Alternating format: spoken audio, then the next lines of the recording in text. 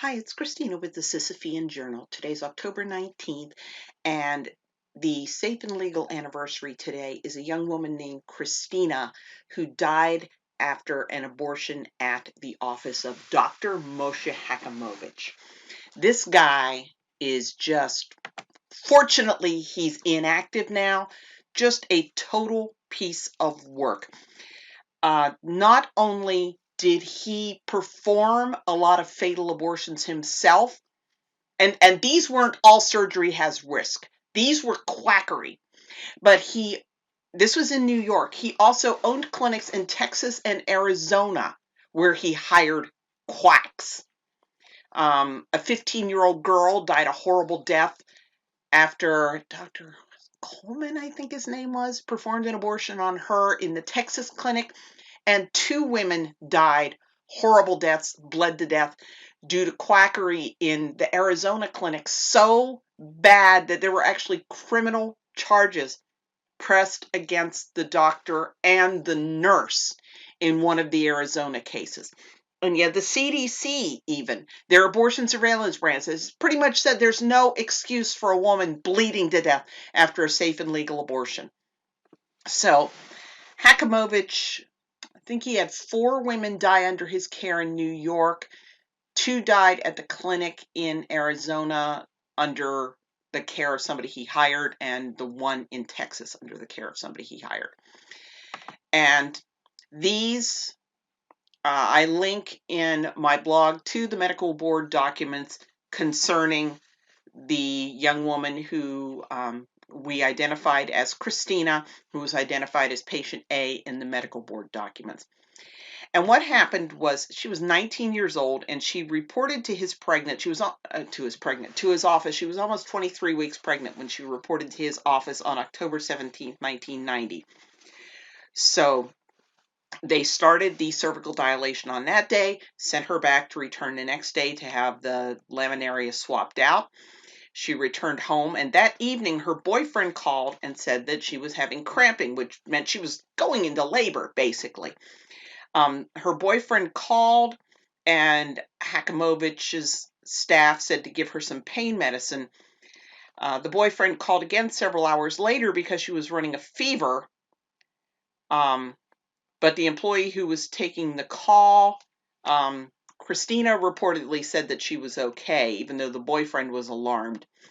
Early in the morning of 19th, the boyfriend called again, and the employee was told that Christina was experiencing heavy bleeding, cramping, and vomiting. And Christina said that she felt like she was in labor. So the employee told Christina to go to Hachamovitch's office where she and the doctor would meet her. So they all met at the office sometime between 3 and 4 in the afternoon. After arriving there, Christina lost control of her bowels, and Hachamovitch delivered her 24-week, which would have been viable, fetus in one piece. Now, because Christina was not recovering as she should have, Hachamovitch did decide to admit her to a hospital, but too little too late. By the time he got around to deciding to have her admitted, she quit breathing and her heart stopped. At 4:20 a.m., somebody called 911, and Hachamovitch started CPR, and Christina was taken to a hospital where she was pronounced dead at 6:11 a.m. So, and Hachamovitch's license was suspended over false documentation regarding of how he committed that, went with that case. Now, Tonya Williamson died in 1996 and Luz Rodriguez in 1986 directly under his care. Okay, so he had 3 patients die directly under his care in his New York clinic, and then he had the 2 women who died in Arizona at a clinic he was failing to properly supervise, and the 15-year-old girl in Texas who just died the most horrifying kind of death. So, you know, again, this is something I try to get people to grasp. Just because abortion was legalized does not mean they get rid of the quacks. And in a way, I fault the medical board for letting this guy keep his license for as long as he did. Part of the problem is that the medical board is comprised entirely of doctors. So they kind of had their good old boys network where they cover each other's backs, and it would curl your hair to see some of the stuff that doctors, not just abortionists, doctors can get away with as long as they go to the medical board and go, I'm so sorry, I'll do better next time. And they'll go, there, we know you're having problems. We just hope you won't kill anybody else. There needs to be reform where I would handle it almost like a jury, where just random citizens can get called in and you pay them to sit in and make sure the medical board is not just patting him on the head and letting him go because he sounds contrite enough. Then we have an illegal abortion in Texas in 1954. And this was Dr. Sylvia Redman. She was a naturopath, but she was licensed to practice medicine. So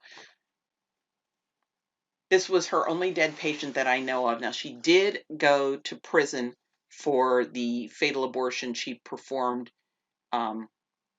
in Betty Liddell's case. And then we had 2 early 20th century Chicago deaths, where a doctor determined that Anna had died from an abortion and reported the death to the police. They weren't able to find out who did it. And a young woman named Pelagia died after an abortion that was perpetrated by a woman named Rosalie Tomaszewski, who was identified in the Homicide in Chicago Interactive Database as an abortion provider. I've been able to find nothing on this. So she might have just been a lay abortionist. She might have been a midwife. She might have been a doctor. Who the heck knows? But the big takeaway here to me is, in the safe and legal era, I really feel that the abortion rights movement should be taking a little bit more responsibility regarding the kind of stuff they put up with.